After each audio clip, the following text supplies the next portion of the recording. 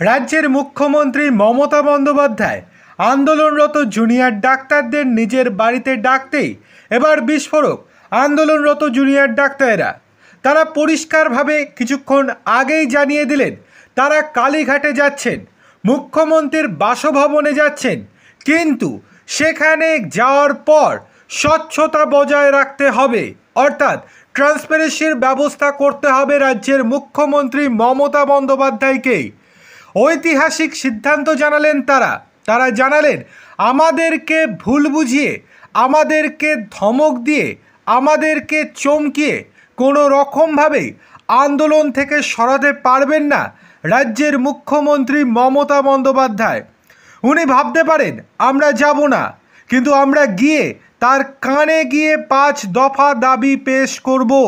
এই বৈঠক যাতে স্বচ্ছভাবে হয় তার সম্পূর্ণ ব্যবস্থা করতে হবে আপনাকেই। আমরা যাচ্ছি এটা প্রমাণ করার জন্য যে আমাদের সদিচ্ছা আছে। আপনি আমাদেরকে বারংবার অপরাধী করে তোলার চেষ্টা করছেন, গোটা দেশের সামনে আমাদেরকে এমনভাবে পেশ করছেন যেন আমাদের জন্য রাজ্যের চিকিৎসা ব্যবস্থা ভেঙে পড়েছে, আমাদের জন্য রোগী মৃত্যু হচ্ছে, আমরা অচলাবস্থা সৃষ্টি করছি, সুপ্রিম কোর্টের নির্দেশ না মেনে আমরা রাজ্যকে রসাতলে তো নিয়ে যাচ্ছি, এই রকমটা আপনি চেষ্টা করছেন চারিদিকে রটানোর, কিন্তু আমরা সেটা হতে দেব না। আপনি ভেবেছেন যে হয়তো আমরা যাব না, কিন্তু আমরা যাব, আপনার সঙ্গে দেখা করব, 5 দফা দাবি তুলব, কিন্তু হ্যাঁ সেখানে যেন ট্রান্সপারেন্সির ব্যবস্থা থাকে, অর্থাৎ স্বচ্ছতার ব্যবস্থা থাকে।